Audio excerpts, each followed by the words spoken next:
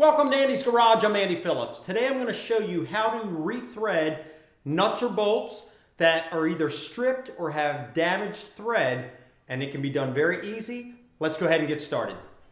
To complete this, all you'll need is a nice tap and die set, which I have right here. This particular one I've had for years. I actually picked this up at Harbor Freight. I'll put along the bottom what the going price is for this now, since, as I mentioned, I bought this a while back.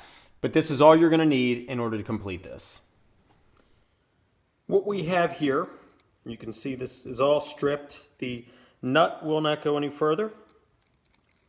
So if we take it off and look at it, you can see there that the threads are very badly damaged right here.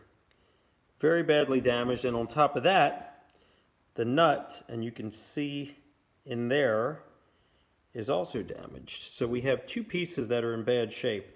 The threads inside the nut and the threads on the bolt are in bad shape, which is not allowing this nut to pretty much go past right here.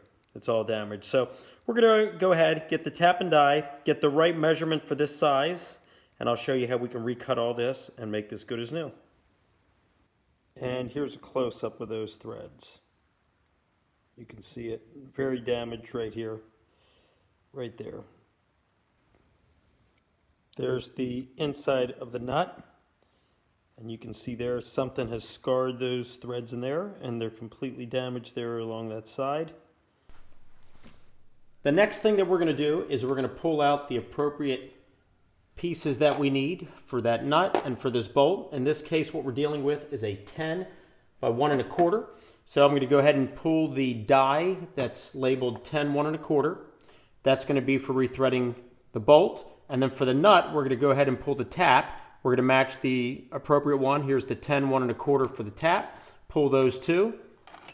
Next, we're going to need to pull the wrenches for that. This right here is the die wrench, and that will hold that bit. And this right here is the tap wrench that will hold that bit, and then we can start cutting these threads in. So let me show you now how to load these in so we can secure them into the wrenches and start doing our job.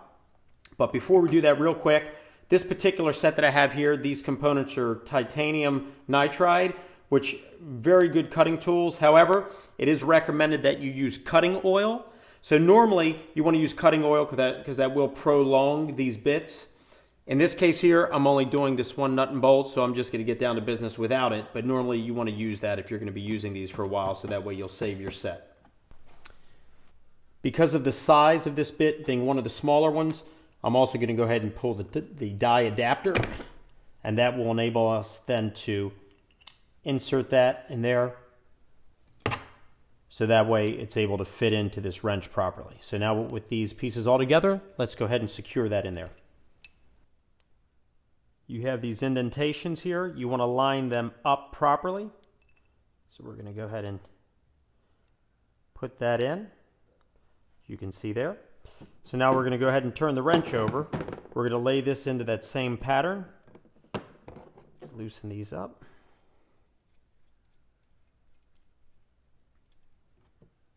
Line those holes up with those. That locks in. Make sure we get that. There we go. And you can see that coming through. We'll mount these here to secure that as well on this side. Same thing on this one. Then we'll take a flathead screwdriver, give it a nice turn, make sure it's nice and tight. Do this one too. There we go, that's nice and solid. So that one's ready to go. Now let's go ahead and put this bit for the tap in, and you'll notice that it has a squared off edge, and this is squared as well, so that can lock in there. So you're just going to rotate this, line it up,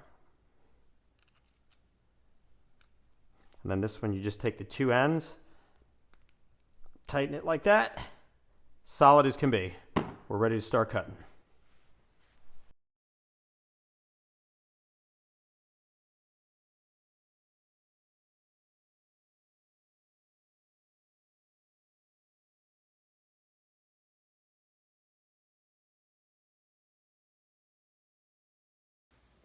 We're going to go ahead and do the bolt first. So now with that in place, we're going to go ahead and feed this through, and you want to make sure that you're using, there's two ends to that bit. One is pretty much a straight edge.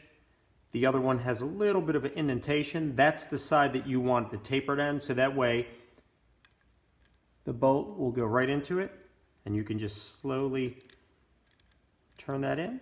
And now it's getting stuck as we're hitting the damaged threads, and that's where you want it to be. You want it nice and straight. You want to make sure it's not on an angle or lopsided. This is nice and straight. You can see there how it's coming through. So with that in, if you have a vise, it's better because you would lock it in a vise, bring it on this side, and you can turn it. I don't have a vise with me right here, so what I'm going to use is just a set of pliers that'll be able to hold this in place, and we'll lock it this way, and then we'll be able to rotate this, the wrench, and start cutting into it. So I'm going to go ahead and do that, and we're going to go ahead and recut these threads on here. You'll see it here as it's starting to come through, and we're getting to the point now where it'll start hitting the damaged threads, which is, it's actually doing that right now. It's getting tighter. And as I just mentioned, if you have a vise, it's even better because then you can get the proper leverage on here. I'll just keep turning that, and we should start to see it cutting into it. Yep, there it goes.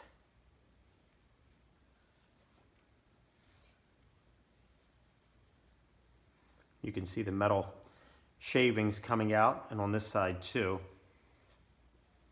as we're cutting into it.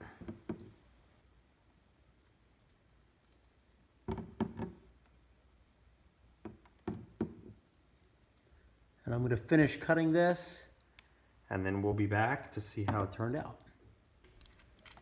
Cutting is done, so we're going to go ahead and remove this now. It's coming out nice and smooth as it's working its way through, so this should be all resolved and everything should be good to go, and then we can go ahead and tap out the nut. But there it is there, you can see it, all the threads are nice and clean, all nice and cut. So let's go ahead and do the nut, and then we'll go ahead and try it and see how everything goes together. As I mentioned with the bolt, with this nut, if you have a vise, it's better because then you can just hold it stationary in there, and then you can go ahead and tap it out. I don't have one here, so in this case, I'm just going to use the 15mm wrench just to hold it in place. So the first thing that we want to do is you want to line this up properly, and so you can get a shot of it here. You want to line that up properly and thread it on so it's straight. So that's where we're hitting the damage. So at least it's on there. We know it's straight. You can see it there. Nice and solid and straight on there, not lopsided where you're going to be cutting the grooves all out of whack. Take the wrench, put it on here, and we can just slowly turn that on there and rotate it. Cut those grooves into it and get it rethreaded.